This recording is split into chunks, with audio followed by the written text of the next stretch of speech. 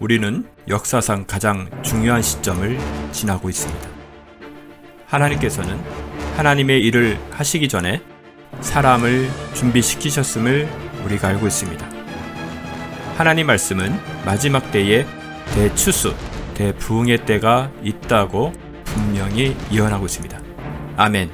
하나님의 말씀이 그대로 성취될 것을 믿습니다. 예레미야 눈물은 잠자는 교회와 영혼을 깨우기 위해 노력하고 있습니다. 이 가슴 뛰는 일에 함께 하길 원하시는 분은 카카오 채널로 연락 주시기 바랍니다. 당신은 위대한 하나님의 사람입니다.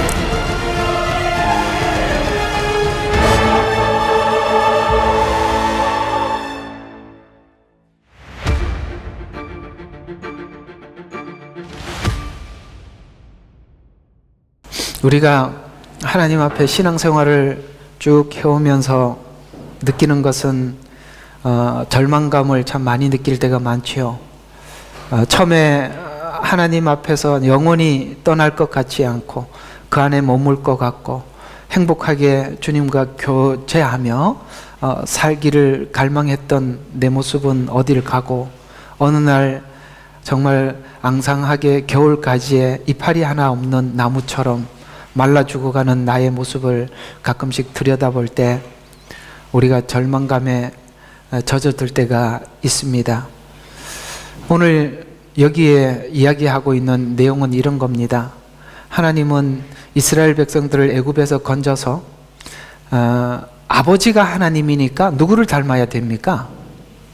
아버지를 닮아야 되는데 보니까 어떤 부분은 헷 족속 같고 어떤 쪽은 아모리 족속 같고 이게 뭐 짬뽕이 돼가지고 그 아버지의 자녀인데 하나님의 자녀인데 세상 사람도 아니고 기독교인도 아니고 또 어디 가보면 또 기독교인 같기도 하고 어딜 가면 헷인 같고 여기 이제 가나안 땅에 있는 족속들의 이름이에요.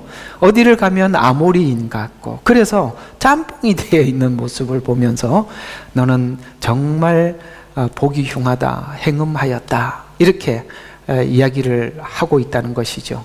오늘 여기 있는 이들의 이야기는 우리들의 이야기겠죠.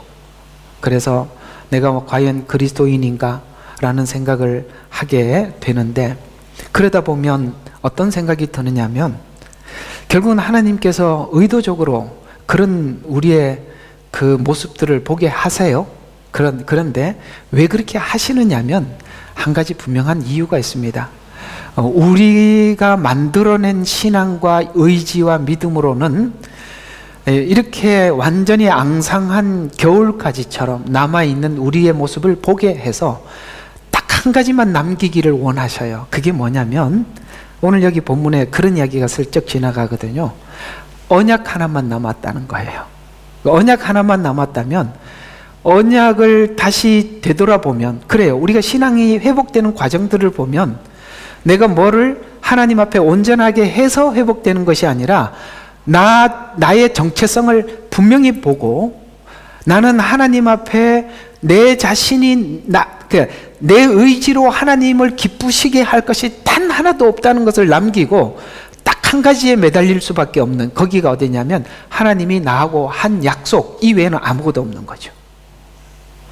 바로 그 자리가 진짜 믿음과 신앙이 출발하는 그야말로 여러분 100m 달리기 하면 이렇게 딱 준비하고 요이 땅 하면서 빵 하면은 출발하잖아요.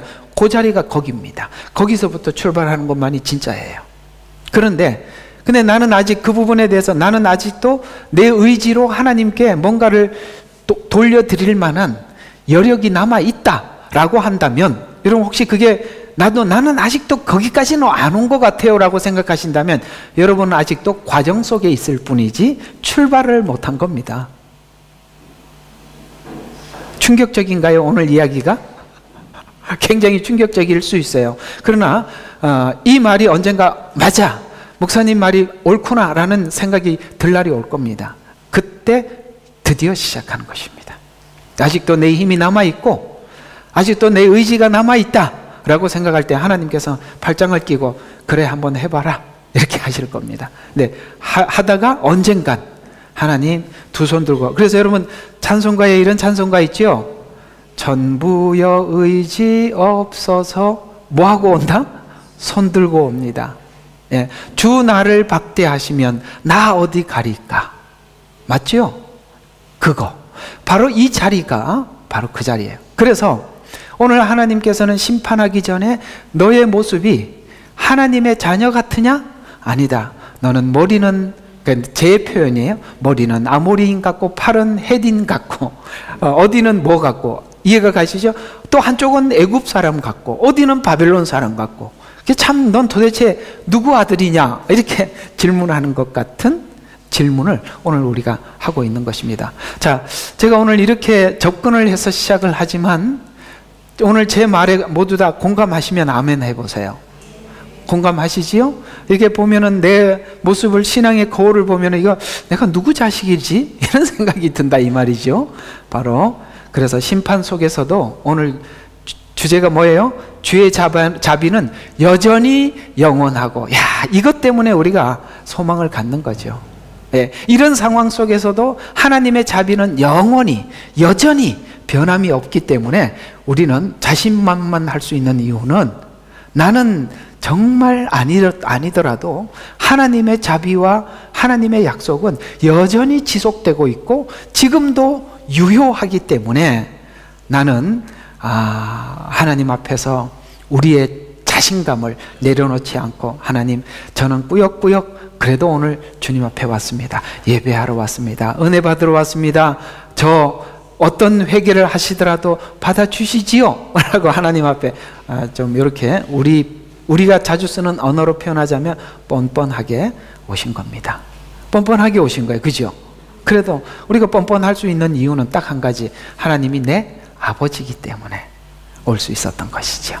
자, 이런 은혜가 오늘 이 말씀 내내 부어지시기를 바랍니다.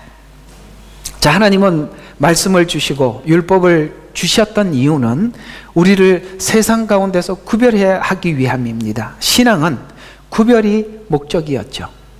그래서 성경에 특별히 에베소서 2장에 보면 하나님께서 우리를 구원하신 것이 뭐라고요? 거룩하고 흠없게 하시고, 이 거룩과 흠은 약간의 차이가 있는데요, 거룩이라는 말은 건너가다 이런 뜻이에요. 그러니까 세상 가운데 살다가 하나님께로 옮겨진 상태, 이걸 보고 구별되었다. 거룩하다는 말은 구별이라는 뜻이고, 흠이 없다라는 것은 내 내면에 채우고자 하는 어떤 하나님의 말씀과 하나님의 뜻을 채우고자 하는, 그것이 이제 흠없다라는 것이죠. 그래서 거룩하고 흠없게 하시려고 작정하고 우리를 구원하셨다는 거예요. 그저 종교인으로 남는 것을 위한 구원이 아니라 거룩과 흠없게 하기 위한 목적을 가지고 우리를 구원하셔서, 그게 흠없고 거룩하게 하려면 우리는 흠 있는 것을 봐야 하지요.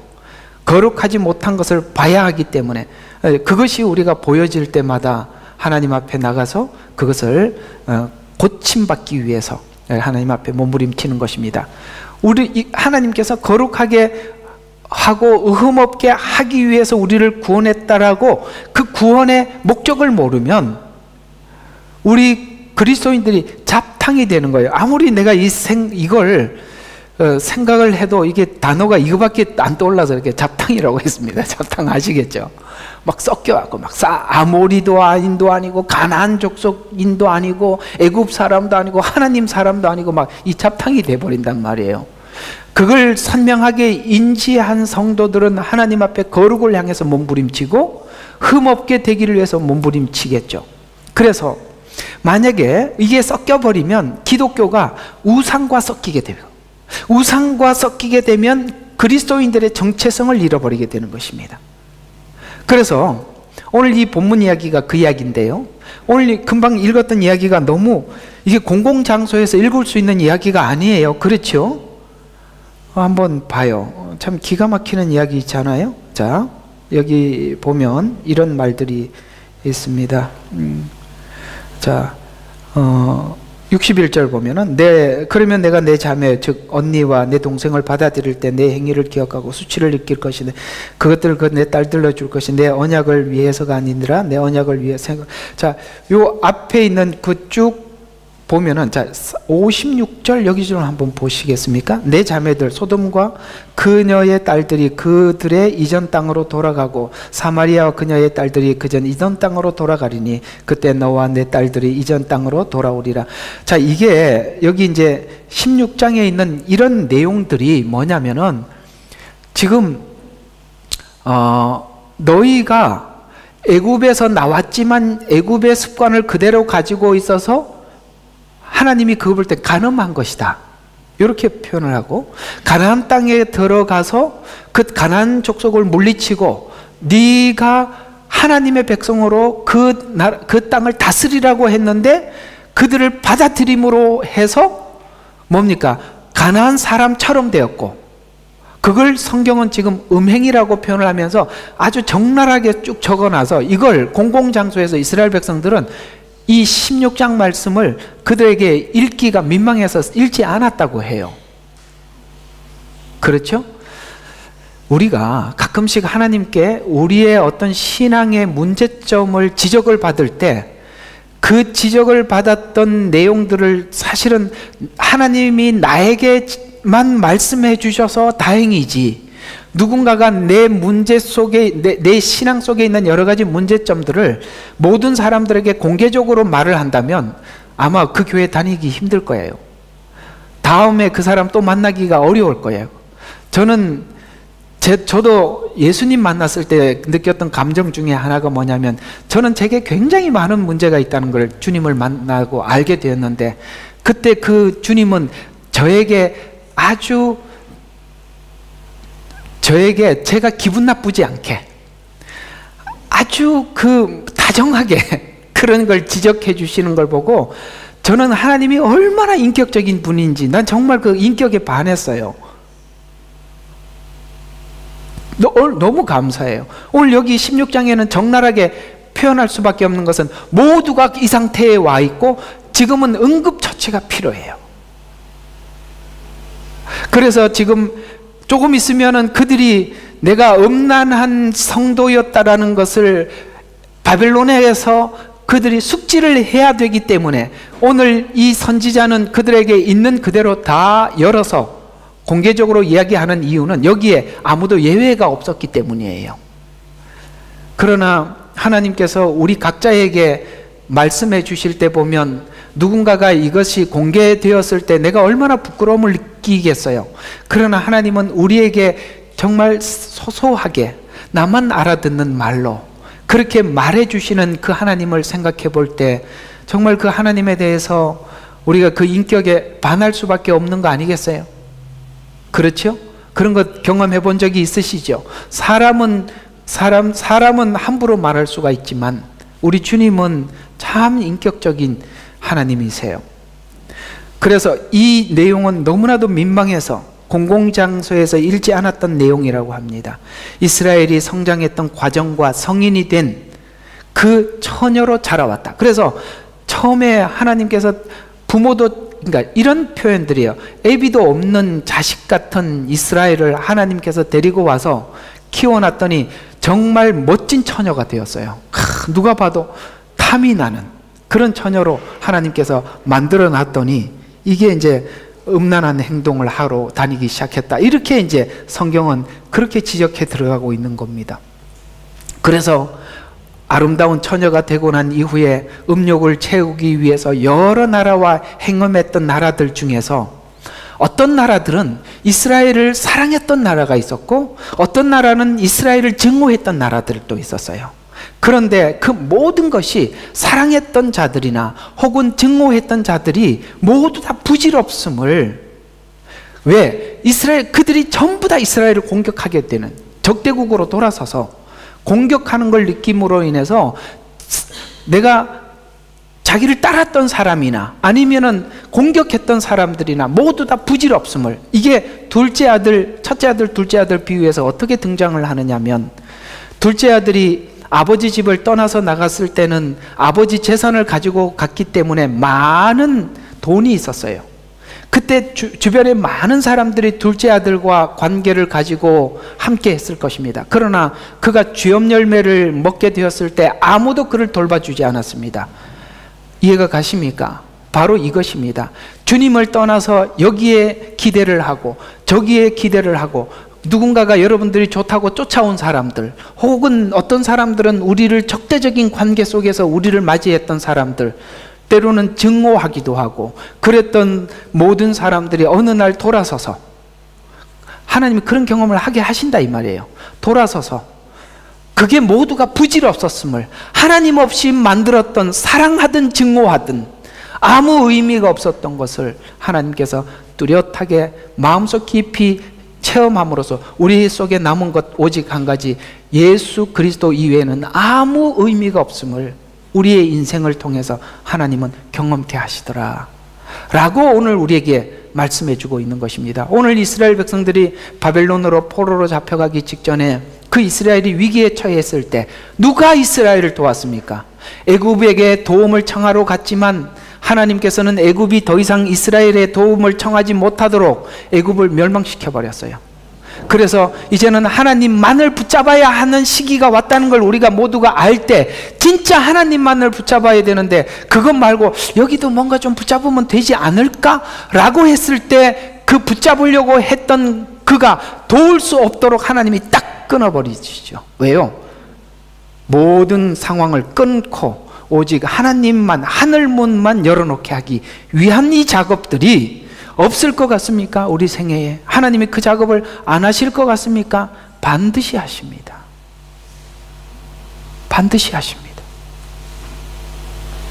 그래서 부질없음을 알려주려고 하는 것입니다. 이렇게 심판하는 과정에도 그가 느낄 수 있었던 것은, 하나님 나를 도울 자 없고 나도 내 스스로 일어날 수도 없고, 그래서 하나님과 우리 관계가 새롭게 정립되어야 하는데, 나는 하나님 앞에 내세울 거 없고 가지고 갈 것도 없고, 하나님 전 그래도 최소한 이것은 있습니다라고 내놓을 게 하나도 없어서 딱 한 가지만 바라보기만 해. 그건 뭐죠? 아까 처음에 얘기했던 하나님이 나하고 했던 언약, 그 외에는 아무것도 없더라는 거예요.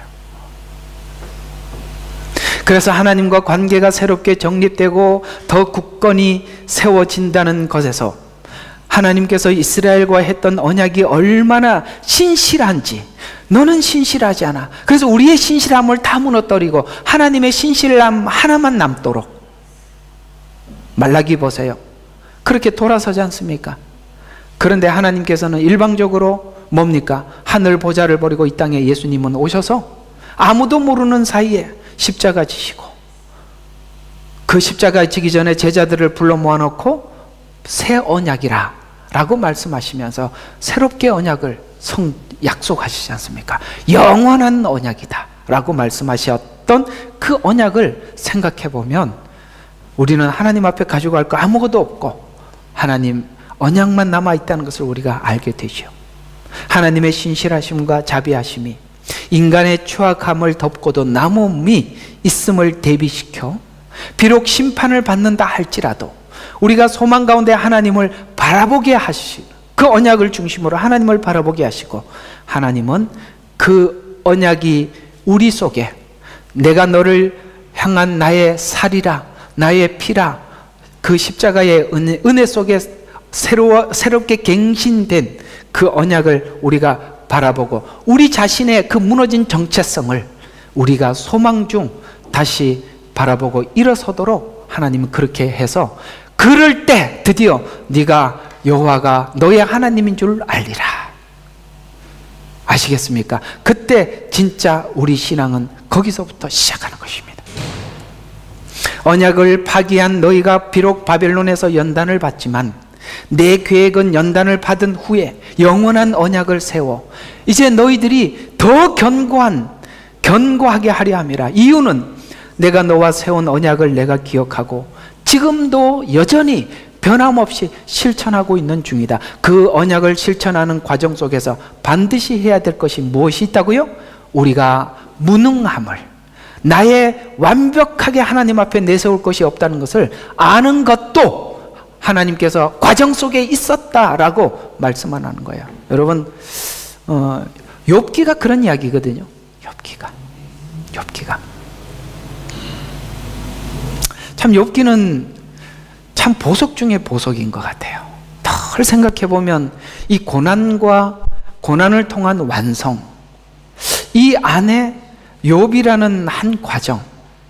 욥은 예수님, 그러니까 우리 앞쪽에서 봤을 때 욥은 그리스도와 안에서 칭의를 얻은, 하나님 앞에 구원을 받은 그런 성도입니다. 구원을 받은 성도들이 생각하는 것 중에 뭐냐면, 하나님께서 무엇이든지 하나님 앞에 회개하면 용서해 주신다고 하니까 요한 1서에 나오죠. 무엇이든지 회개하면 그는 미쁘시고 의로우사 우리의 모든 죄를 용서하신다고 했습니다.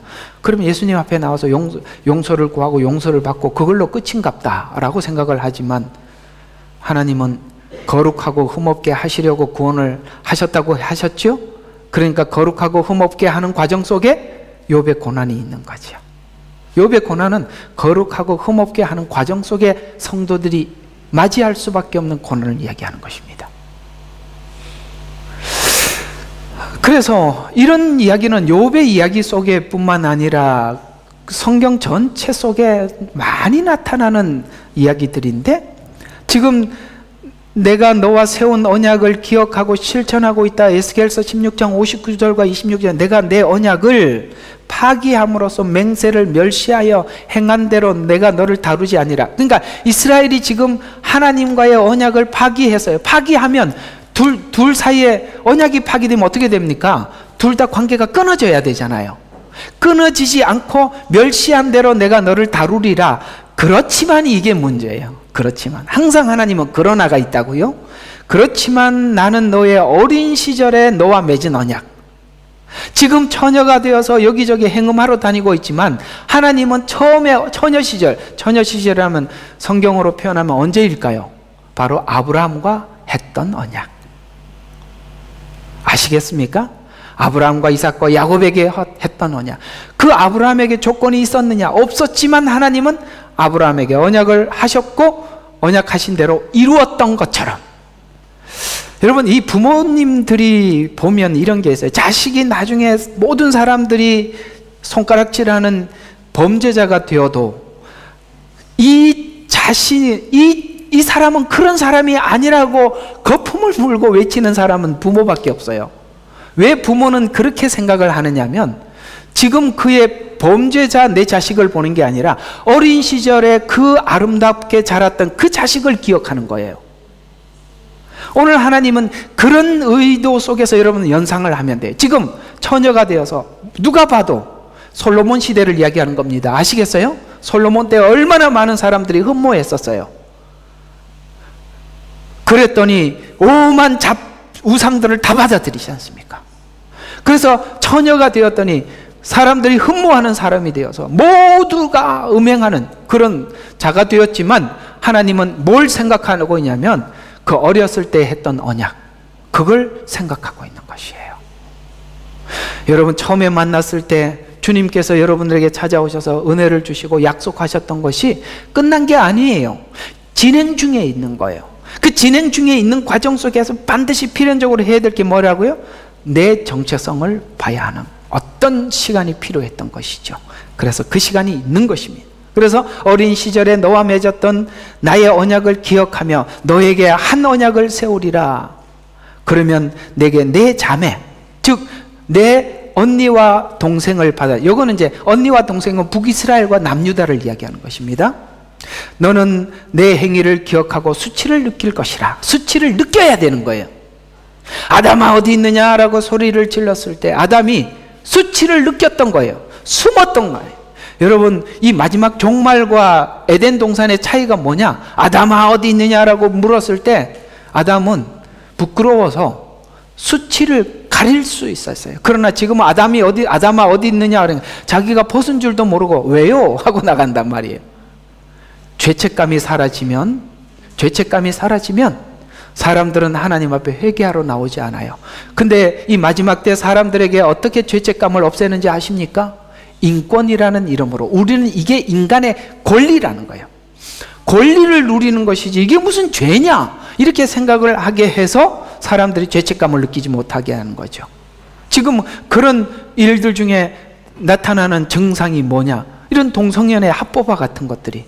그래서 야, 이게 우리는 우리끼리 이건 죄가 아니라고 합의했어 라고 하나님께 이야기를 하는 거예요. 근데 하나님은 뭐라고 말씀하셔요? 쉽게 말해서 인권이라는 이름으로 신권, 하나님께 도전하는 겁니다. 그래서 사람들이 이거 모두가 이런 성경에는 죄라고 이야기했지만 우리는 죄가 아니기로 합의했기 때문에 하나님 이게 죄가 아닌 걸로 됐습니다. 그걸 죄라고 묻지 마세요. 이렇게 가는 거죠. 그러면 하나님 앞에 나와서 회개하러 나오지 못하게 되겠죠. 그래서 이제 마지막 때는 누구도 하나님 앞에 이 죄의식을 갖지 못하게 되는 것입니다. 점점 세상은 죄의식을 갖지 못하도록 만들어가고 있는 중이라는 걸 아셔야 돼요. 그래서 우리는 세상이 이것이 죄가 아니라고 말하더라도 하나님께서 죄라고 말하면은 거기에서 불변하는 원칙을 가지고 사셔야 되는 거예요. 교회가 이 거룩성을 잃어갈 때 죄에 대해서 양보하게 되면 교회는 거룩성을 잃어버리게 되고, 거룩성을 잃어버리게 되면 우리는 하나님 앞에 회개할 이유도 찾지 못하게 되고, 우리는 흠없고 거룩하게 되는 일에 모든 일에서 손을 놓게 되는 것입니다. 그래서 내 행위를 기억하고 수치를 느낄 것이라. 내가 그들을 내게 딸들로 줄 것이라. 내가 그들로 내게 딸들로 줄 것이나 내 언약에 의해서가 아니니라. 또 내가 너와 언약을 세우리는 이건 좀 말이 좀 오타 같아요. 그러면 너는 내가 주인 줄 알 것이니. 자, 죄인에게서 찾아와서 하나님께서는 그 언약이라는 자비로우심으로 인해서 입을 열지 못하게. 자, 이런 이야기죠. 정말 나는 하나님 앞에 부끄러워서 나갈 수 없는 그런 존재라는 것을 확인시키고 난 이후에 하나님 앞에 이제 면목이 없어졌는데, 주님은 지난날 세웠던 언약을 기억하면서 그걸 그러니까 생각하게 해서 찾아와서 여전히 손을 내밀 때 우리가 느끼는 감정이 뭐라고요? 입을 열지 못하게 할 것이다. 이런 이야기입니다. 참 우리가 하나님 앞에 드리고 있는 의가, 하나님 이만하면 됐지요, 저 이만하면 괜찮은 사람 아닙니까? 라고 했던 것이 수치스럽게 느껴질 때, 하나님 앞에 고개를 들 수 없을 때, 주님은 여전히 손을 내밀고 우리 가운데 찾아오실 때 입을 열지 못하게 될 것이다.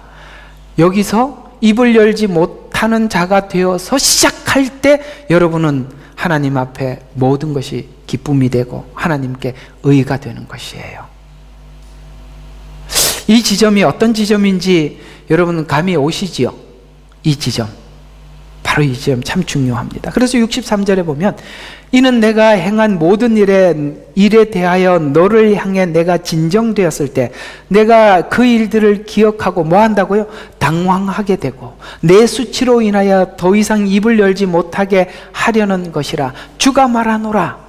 뒤돌아보면 알 것이다. 그것이 얼마나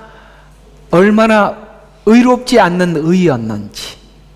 조금 하나님 앞에 뭔가를 한 거 가지고 우리가 하나님 앞에 늘 자랑스럽게 여기지만 그것이 십자가 앞에서 주님께서 나에게 해주셨던 그 은혜 앞에서 얼마나 의롭지 않는 의인지 보게 될 것이다 라고 하나님은 우리에게 말씀하고 있는 것입니다.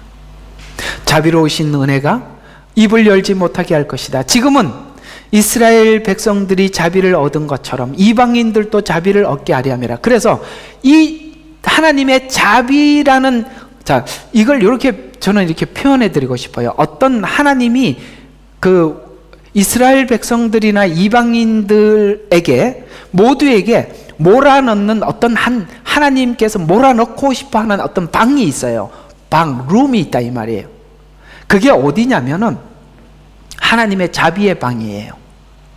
그러니까 어떤 방식으로든지 이 방 안에 들어와서 다 문을 닫아놓고 한 문만 열어놓는데요. 한 문만. 자비의 문이에요. 이 로마서 11장 이야기가 그 말이에요. 자, 한번 보세요. 이런 이야기거든요. 이와 같이 이제 이들이 믿지 아니하는 것은 너희의 자비를 통하여 그들도 자비를 얻게 하려 함이라. 그러니까 이들이 믿지 않는 이들은 유대인이에요. 그러니까 유대인이 지금 믿지 아니하는 것은 너희의 자비를 통해서. 이방인들은 아무 조건도 이유도 없어요. 그렇죠? 원래 우리는 하나님과 약속한 바도 없고 성전도 없고 율법도 없고 죄인이라는 것을 알지도 못했던 우리들이었죠. 그런데 우리가 지금 이방인들이 예수님을 믿고 너무너무 감격하고 감사하고 정말 이스라엘 백성들과 다르게 우리가 자발적으로 하나님의 율법을 지키고 말씀을 따르고 그런 걸 봐요. 그런데 그게 우리가 왜 그렇게 될 수밖에 없었냐면 하나님의 완전한 자비로 인해서, 이유 없는, 이 자비라는 말은 나에게 조건도 이유도 아무것도 없었다 이런 말입니다. 무조건 일방적이라는 거예요. 이 말은 에베소서에서는 은혜라는 말로 썼어요. 그러니까 그렇게 구원을 받은 우리들이 하나님 앞에 얼마나 감사하며 그렇게 감격스럽게 살아가고 있단 말이죠. 그래서 우리는 그 하나님의 이유 없는 자비의 방에 들어와서 그 자비로 구원을 받았어요. 그걸 바라보고, 그래서 이와 같이 이제 믿지 아니하는 것은 너희의 자비를 통해서 그들은 또 유대인이에요. 자비를 얻게 하려 함이라. 왜 이런 이야기를 합니까? 유대인들은 지금 율법을 지켜서 구원을 받으려고 생각을 하고 있잖아요. 그래서 자비의 나무에 접붙여져서 너희도 자비를 얻게 될 것이다. 그러나 원가지인 이스라엘이 지금 어떤 상태에서 심판을 받고 어떻게 구원을 받은지 아는 자비를 알게 되어서 로마서 11장 17절에 보니까 만일 가지들 가운데 얼마가 꺾어지고 돌 올리브인 나무에게 그들 가운데 접붙여져서 올리브 나무의 뿌리와 기름진 것을 함께 받는다면 이방인인 너희도 오직 나의 긍휼과 자비로 구원을 얻은 것이 아니냐. 이게 이런 이야기죠. 그래서 유대인도 이방인도 모두 하나님의 자비 가운데서 구원을 받고 언약을 받았다. 유대인은 하나님을 배우면서 알면서도 거부했고, 아시겠습니까? 알면서 거부했고, 이방인은 뭡니까? 하나님을 전혀 알지도 못했고, 그러니까 가르쳐줘도 거부하고 몰라서 거부하고. 그러니까 유대인이 구원을 받았을 때도 그들이 하나님을 알고 뭘 지켜서 구원을 받는 게 아니라 그들도 자비밖에 없었고 우리도 자비밖에 없는. 그래서 하나님께서 이 구원을 하는 이 원칙 속에서 가장 중요하게 여기는 게 뭐냐면은 구원의 근거가 내게 아무것도 없는 것을 아는 구원을 원하는 것이지. 그래서 유대인도 자비의 방으로 몰아넣고 이방인도 자비의 방으로 몰아넣고 오직 한 문만 열어놓아, 자비의 문으로. 그래서 우리가 아무도 자랑하지 못하게 하려 함이라 라고 해서 이 자랑이 아니라 영광을 돌리는 자리로 가서 마지막 요한계시록에 보면 하나님의 보좌에 둘러선 우리가 볼 때 가장 하나님 앞에 헌신한 순교자들조차도 면류관을 벗어서 보좌에 던지며 가로되 영광과 존귀가 아버지께 있습니다 라고 올려드리도록, 우리가 생명을 드리더라도 하나님 그것보다 더 큰 의의가 어디 있겠습니까? 그럼에도 불구하고 그것조차도 하나님으로부터 온 것임을 알고 그 면류관을 보좌에 던져드리지. 그들이 보좌에 그 면류관을 던져드린다면 우린들 거기에 자랑할 것이 무엇이 있겠느냐 이런 말이죠. 왜 그렇게 될 수밖에 없냐? 우리가 아직 죄인 되었을 때 예수님은 이 땅에 오셨고, 우리가 구원을 요청하지 않았을 때 구원을 완성하셔서 우리에게 복음을 전하여 그 복음을 받아들임으로 우리가 구원을 받게 된 이 과정들을 보면, 우리가 전혀 하나님을 알지 못하는 세상 속에 살 때도 하나님은 은혜의 문으로 몰아서 여기 온 거 아닙니까? 그래서 나는 특별해서 은혜를 깨달았구나 라고 자랑스럽게 은혜를 받은 것이 자랑으로 여기고 믿음이 자랑으로 여겼는데 어느 날 보니까 그 믿음도 내 믿음이 아니었다는 걸 알고 오늘 두 번째 무너지는 경험을 하는 것입니다. 그래서 성경은 크게 두 축이 너무 중요하게 구약에 기록되어 있어요. 하나는 애굽에서 나온 사건, 두 번째는 바벨론 포로입니다. 이게 성경의 전부를 차지하고 있는 겁니다. 그래서 사람들이 첫 번째 초청은 뭐냐? 애굽에서 나오는 초청이에요. 구원의 초대예요. 두 번째 초대는 뭐냐? 그 근거를 없애는 바벨론 포로입니다. 이것이 이스라엘 백성들에게만 있는 것이 아니라 저와 여러분의 생애 속에 반드시 있을 수밖에 없는 거예요. 그래서 알면서도 거부했고, 이방인은 하나님을 전혀 알지 못했고, 거부하고 알지 못하는 자들에게 모두 자비라는 하나님의 진액, 언약, 그것밖에 없어. 그래서 에스겔서 16장 63절에 보면 내가 이 일을 기억하고 당황하게 되고 내 수치로 인하여 더 이상 입을 열지 못하게 하려는 것이라, 아무도 자랑치 못하게 하려 함이라 같은 말이죠. 이 은혜의 복음을 거부한 이스라엘로 인해 이방인에게 옮겨지고, 이방인은 다시 은혜와 자비를 이스라엘에게 옮겨진다는 것, 이 사실을 통해서 결국 하나님이 우리에게 알리고 싶은 것은 구원은 너에게 근거가 없었다, 오직 그것은 하나님의 은혜였다, 이것입니다. 아직도 내가 성경을 정확하게 알고 있는 지식이 나에게 구원의 확신이라고 생각하고 계신다면 정말 오해하시는 것입니다. 아닙니다. 모든 구원은 하나님의 자비에 달려있는 것입니다. 그런데 하나님의 자비를 보면 이스라엘 역사 내내 그 자비가 흐르고 있는 걸 알 수 있어요. 아까 말씀드렸죠. 남은 게 뭐밖에 없더라? 약속밖에 없더라. 맞아요. 약속밖에. 아무리 돌아봐도 남은 건 그밖에 없어요. 이 설명이 자기 백성은 알지 못했다라는 이 말이 예수님이 이 땅에 왔을 때 빛으로 왔지만 자기 땅에 있는 백성들이 알지 못했다. 여러분, 어둠이요, 어둠은 빛을 가장 먼저 알아차려야 되잖아요. 세상은 어둠 속에 있었어요. 근데 빛이 왔어요. 근데 아무도 몰라요. 딱 한 가지죠. 장님입니다. 장님이니까 모르는 거죠. 우리가 눈 뜨고 있었더라면 다 알아서 차렸을 텐데, 다. 그래서 성경은 우리가 어떤 상태라고 해요? 사망 가운데 있었다라는 거예요. 사망, 죽은 놈이 뭘 알겠어요? 빛이 왔다 간들 알겠어요? 어둠인들 알겠어요? 내가 어둠 속에 있다고 말을 한들 알겠어요? 우리가 세상 사람들인데 당신 죄인입니다면 내가 왜? 이렇게 당연한 거예요. 왜? 어둠 속에 있으니까. 장님이니까. 빛이, 복음이라는 빛으로 설명을 해도 알아듣지 못하는 것은 이상한 일이 아니라 이 말이에요. 그래서 빛이 왔을 때 사람들은 알지 못해요. 근데 그건 이방 땅에 왔으면 이방인 당연히 몰라요. 왜? 하나님 몰랐으니까. 자기 땅에 왔는데도 몰라요. 자기 땅은 누구죠? 이스라엘이죠. 그토록 메시아를 기다리고 있었는데 왔는데도 몰라요. 그리고 유월절날 뭐하고 있었어요? 유월절날 어린 양을 잡으면서 이게 지금 무슨 상징인지도 모르는 거예요. 상징을 모르면 지금 어린 양이 거기서 죽는데도 모르고 있는 거예요. 성경을 보면 뭐 합니까? 모르는데. 아셨습니까? 그 유명한 인류대학 다니는 친구들에게 성경을 외우라 그러면 창세기를 금방 외운답니다. 우리는 창세기 1장 외우려 그러면 아마 머리가 다 셀 겁니다. 외우면 뭐 합니까? 뭔 뜻인지 모르는데. 참 누가 그런 얘기를 이번에 저 목장 모임 때도 얘기했지만, 모르는 게 참 다행이에요. 그죠? 머리가 깨끗해서 얼마나 감사한지. 그러니까 엉터리로 얘기하는 데서는 졸다 오는 게 훨씬 나아요. 어설프게 배우지 말고. 아시겠죠? 예. 교리 뚝 부러지게 뭐 얘기하면 탁 갖다 대고 이단들을 얼마나 잘 붙입니까? 그게 아니긴데 그걸 세뇌하려면 그걸 얼마나 씻기 힘들어요. 안 배우는 게 낫다고요. 예.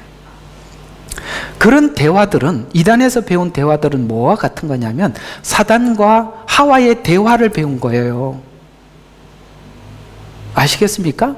먹지 마라, 먹는 날에는 죽으리라가 원칙이잖아. 그걸 자꾸 변형시키고 있는 거 아닙니까? 자, 이방인도 유대인도 하나님을 몰랐을 때 구원을 이루셨습니다. 우리가 아직 죄인 되었을 때 아들을 십자가에 못 박아 우리를 구원하신 그 사랑을 생각해 보면 우리 모두를 사랑과 은혜와 자비 안으로 거두어 드렸다는 것을 알게 되는데, 로마서 11장 31절과 33절에 보면 이와 같이 이제 이들이 믿지 아니하는 것은 너희의 자비를 통하여 그들도 자비를, 그래서 그 자비를 거부한 이스라엘 백성들을 통해서 때문에 우리가 그 자비로, 은혜로 구원을 받게 되었고, 그래서 은혜로 구원받은 우리의 삶을 보고 그들이 또다시 그 자비를 가지고 가서 서로가 그 자비를 나누더라, 이런 이야기입니다. 하나님께서 그들을 모두 믿지 아니하는 가운데 가두어 두시면 믿지 아니하는 가운데 가두어 두어야. 왜요? 그렇게 믿어버리면 아니거든요. 율법을 지켜서 구원을 받는다고 믿으면 하나님 구원과 상관이 없거든요. 그래서 믿지 아니하는데 그대로 내버려 가두어 두시면 모든 사람이 자비를 베풀려 하게 오 깊도다 하나님의 지혜에 지식에 부요하며 그분의 심판을 어찌 헤아리며 그분의 지나갈 일이 어찌 찾아내려. 저는 바울이 무슨 글을 쓰다가 멈추는 걸 못 봤어요. 근데 여기서 딱 멈춰요. 오 하면서 끝이 나버리는 거예요. 감탄사로 끝이 나는 건 더 이상 설명이 불가능할 때 제가 이 감격을 어떻게 설명하겠습니까? 라고 쭉 설명해. 자비 이런 이야기를 하다 오 깊도다 하나님의 지혜와 지식에 부요하며 이렇게 해서 이야기를 그냥 마무리해요. 왜? 설명이 불가능하다는 거예요. 예. 사실 우리가 하나님 앞에 진짜 가장 충격을 받는 부분이 이 부분이에요. 여기서 진짜 충격을 하나님의 언약밖에 없습니다. 하나님의 자비밖에 없습니다. 라는 여기서 우리가 모든 심장이 멈춰지는 겁니다. 그걸 잊어버렸을 때 하나님께서 우리에게 회복시켜 주셨을 때 하나님 가장 중요한 걸 잃어버리고 살았었네요. 그걸 하나님 앞에 고백하게 되는 것이죠. 태어나 입히고 자라게 했던 아름다운 처녀 이스라엘은 자신의 아름다움을 마음껏 뽐내며 자신의 욕심을 채우려 합니다. 이들은 하나님께서 다른 민족, 타민족과 다른 은혜를 주셨던 뭡니까? 양자됨, 영광, 언약, 율법, 하나님을 섬기는 예법, 제사지요. 이런 것들을 주셨을 뿐만 아니라 세상 다른 민족들과 다르게 그리스도가 유대인에게 태어나게 하는 그런 놀라운 축복을 받아서 이것이 하나님 웬 은혜입니까? 감사합니다. 이렇게 된 것이 아니라 그들에게 정말 잘 자라서 처녀처럼 되었을 때 영적 우월감만 남게 되어서 그걸 그 몸으로 그 아름다움으로 자기의 욕정을 채우는 그런 자로 전락했다라고 성경은 우리에게 지적하고 있는 것입니다. 여러분 오늘 그리스도인들도 이렇게 될 가능성이 있다 없다? 그 있는 게 어떤 부분일까요? 나는 예수를 믿는다 너는 안 믿는다 나는 천국 간다 넌 지옥 백성이잖아 이렇게 구별하는 것 이외에는 아무것도 없다면 오늘 이스라엘 백성들에게 하나님께서 지적한 이 지적과 무엇이 다르겠습니까? 특별히 이 부분은 이단이 강해요. 자기들만 천국 간다. 저 사람들은 다 가짜다. 여기 있는 정말 보기 싫은 이스라엘 백성들과 뭐가 다르냐 이 말이에요. 진정한 복음을 가진 모든 사람들은 포용력이 있는 것입니다. 배척하지 않습니다. 부족한 사람들을 바라보면서 어떤 생각을 하냐? 나도 전에 저랬는데 나도 부족한데 이런 걸 느끼지. 너는 나와 다르다 이렇게 생각하지 않거든요. 오늘 성도들도 동일하게 이스라엘이 신앙의 길을 걸었던 것과 같은 길을 걷고 있습니다. 자녀됨, 성령님이 우리 속에 내주하고 하나님께서 우리에게 한 영원한 약속을 가지고 있지만 은혜로 무엇을 구하고 있는지, 그 은혜로 무엇을 구하고 있는지, 차별로 간다면 이스라엘의 실패를 답습하고 있는 것이고 이들이 했던 죄의 수준은 음행이었습니다. 이들은 구별된 이스라엘 백성인데 마치 가나안 땅에서 출생한 자 같이 되어서, 그래서 3절에 보면 주 하나님이 예루살렘에게 이같이 말하노라. 내 태생과 출생지는 가나안 땅이요 내 아비는 아모리인이요 내 어비는 헷이니라. 도대체 너는 누구냐? 이렇게 묻는 거예요. 너는 누구냐? 가나안 땅에서 배운 우상 숭배를 하면서 자라고 더욱 그것이 하나님이 주신 은혜라는 하나님을 믿는 믿음이 마치 이스라엘 백성들이 가나안 땅에 있는 자들이 우상 숭배하듯이 하나님을 섬기는, 우상 숭배하는 목적이 뭐예요? 자기 욕심을 채우기 위해서 하는 거 아니겠어요? 여러분 성경에 보면은 이스라엘과 북이스라엘과 남유다의 모든 왕들이 그들이 하나님 앞에 진정성 있는 자기 마음을 하나님 앞에 자기 진정을 밝히기 위해서 마치 몰렉에게 아들을 바치는 것 같이 자기 아들을 바치는 열심으로 하나님께 요구하고 구했지만 하나님은 그걸 굉장히 싫어하셨습니다. 열심은 누구 못지않아 아들을 바치는 열심을 하는 거예요. 그 우상을 섬기는 것 같이 철저하게 그렇게 산당을 짓고 했지만 그것은 자기 목적을 위해서 하는 것이에요. 오늘 성도들도 그럴 수 있다 이 말이에요. 우리가 하나님 앞에 예배하고 하나님 앞에 뭔가를 헌신하고 헌금을 하는 그런 것들이 그런 어떤 우상 숭배와 같은 조건적이라면, 그 열심이 그런 것이라면 오늘 그들과 다를 바가 하나도 없다는 얘기예요. 이해가 가십니까? 이 은혜가 무엇으로 가는지 보라 이 말이에요.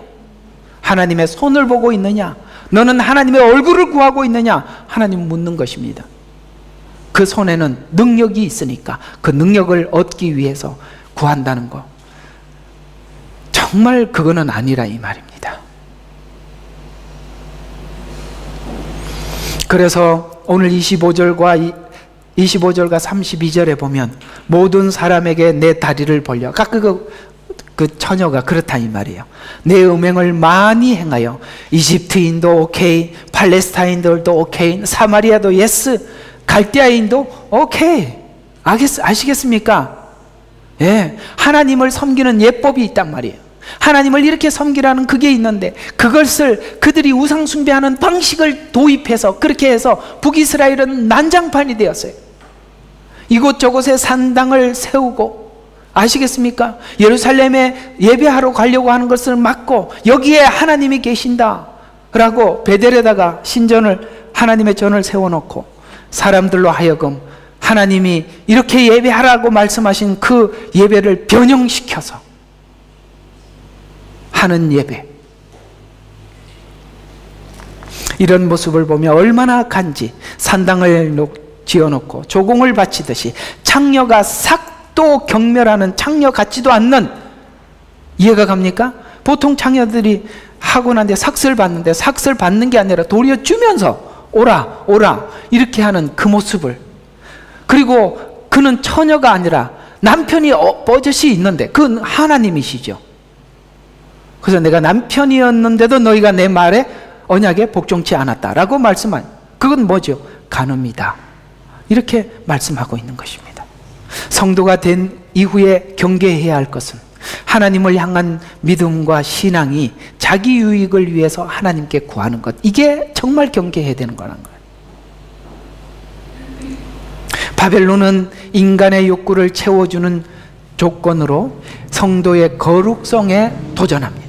우리가 거룩하게, 하나님이 기뻐하는 거룩함과 흠없게 하기 위해서 도전하면서 나아갈 때 바벨론 문화는 우리의 욕구를 채워주는 것을 조건으로 해서 성도가 신앙을 지키기 위해서는 이런 말이 얼마나 중요한지 알아야 됩니다. 이 바벨론 문화가. 그래서 금신상을 세우지 않습니까? 금신상이 뭐죠? 금나라예요. 여러분 그 느부갓네살 왕이 보았던 황금 우상의 비유를 보면 바벨론이 금나라라는 거예요. 완벽했다는 거예요. 그의 구상이 너무나도 완벽했다는 거예요.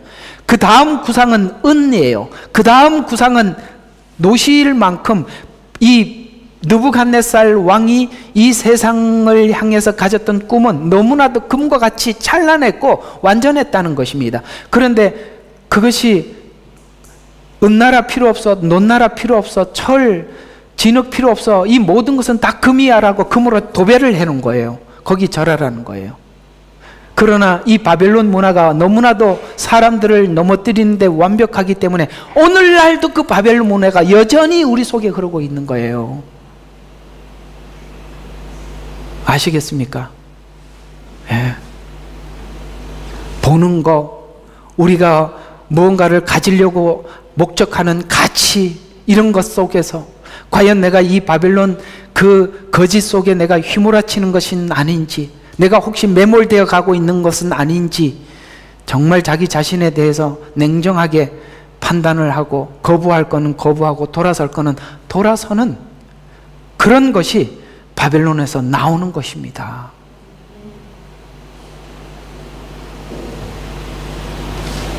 자기중심적인 사고, 디모데후서 3장 2절에 보면 자기를 사랑하고 돈을 사랑하고, 거기서 자기 사랑과 돈을 사랑하는 것에 따라오는 것들이 있어요. 자긍하고 교만하고. 아시겠습니까? 자기 사랑과 돈 사랑이 돈은 필요한 것이지 사랑의 대상은 아니라 이 말이에요. 돈을 미워하라는 얘기가 아니에요. 돈은 필요한 거예요. 돈이 있어야 밥을 사 먹죠. 돈이 있어야 차를 타고 다닐 거 아닙니까? 그걸 사랑하지는 말라는 거예요. 또 자기를 하나님은 우리에 대해서 존중히 여기고 귀히 여기십니다. 그러나 사랑할 대상은 아니라는 거예요. 문제는 사랑하는 데까지 가서 문제예요.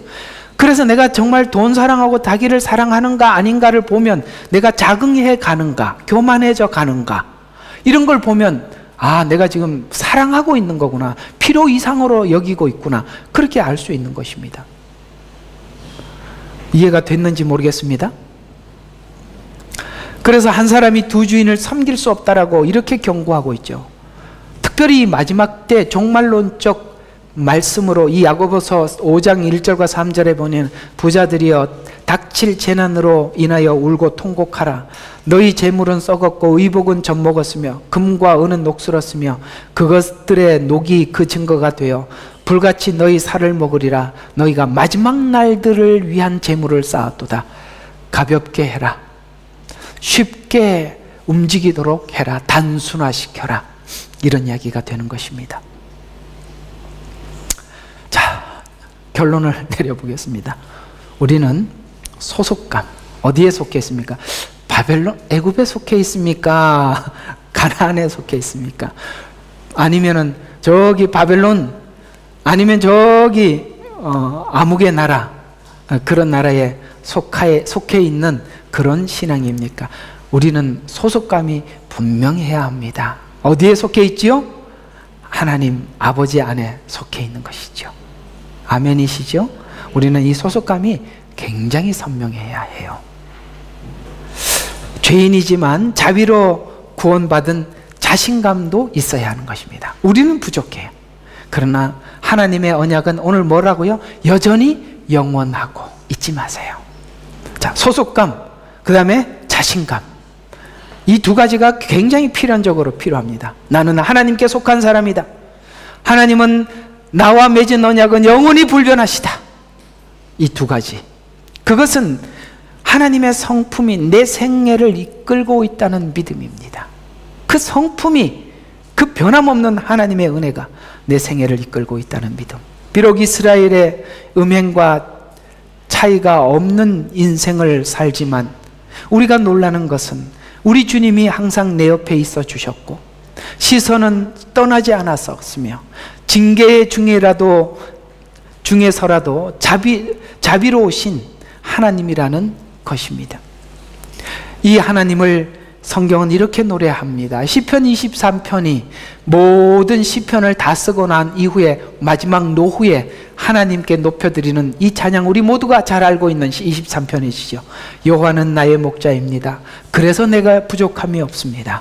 주님은 언제나 나를 푸른 초장 맑은 시냇물가로 이끄십니다. 내가 사망의 음침한 골짜기를 갈 때가 있었어요. 그래서 음침한 골짜기에서도 해를 두려워하지 않은 것은 주께서 나와 함께 하심을 믿기 때문입니다. 내 생애에 주의 선하심과 인자하심이, 오늘 본문대로 표현하자면 자비가, 이 말입니다. 나를 따르리니 내가 여호와의 집에 순간 거하는 게 아니라 영원히 거할 것입니다. 이 깊고 깊은 하나님을 알고 그분의 성품을 받아들이고 경험했던 마지막 노후에 다윗의 이 신앙 고백의 깊이를 알아들으시겠습니까? 살다 보니 사망의 음침한 골짜기를 갈 때가 있더라는 거예요. 왜 그게 없겠어요? 그런데 그곳에서 마치 하나님이 없는 것 같았는데 돌아보니 나와 함께 하셨습니다. 왜 그 중간에 오셔서 탁 건져내지 않았을까? 왜 건져내지 않았죠? 그러면 우리가 하나님을 따를 실력을 갖추질 못해요. 다 도와주면. 애들을 좀 강하게 키우려면 도와주지 말아야 합니다. 아셨어요? 너무 도와줘서 아무것도 못해요. 그래서 요즘은 마마보이? 그런 얘기가 나오지 않습니까? 마마보이 결혼해갖고 살다 보니까 뭐 하나 결정을 못하네. 뭐 조금만 애매하면은 엄마 하고 진짜 언제까지 키우실랍니까? 그러지 말자. 하나님이 왜 중간에 안 꺼내주셨다고요? 스스로 헤어나오면서 거기서 겪고 경험해야 될 게 많아서 하나님은 옆에서 응원했다는 거예요. 그래서 사망의 음침한 골짜기를 지나오고 난 뒤에 주께서 나와 함께 하셨습니다. 이렇게 고백하지 않습니까? 기도하겠습니다. 하나님 고맙습니다. 오늘은 에스겔서 16장을 통해서 우리가 배운 것은 나의 모든 것은 무너지고 오직 하나 남은 거, 어릴 적 언약했던 그 언약 하나, 그것은 아버지 하나님, 하나님의 자비는 무궁하고 영원하며 여전히 하나님의 그 성실한 가운데 오늘 이 시간들을 보내고 있음에 감사합니다. 하나님, 우리가 하나님께 속해 있는 그 은혜로우신 하나님 안에 있는 그 소속감, 아버지 하나님, 그 성품이 우리 인생을 살게 하고 힘을 주고 위안을 주고 위로하여 주시니 감사합니다. 이 은혜로 하나님 우리가 살게 해 축복하여 주옵소서. 예수님 이름으로 기도드렸습니다. 아멘.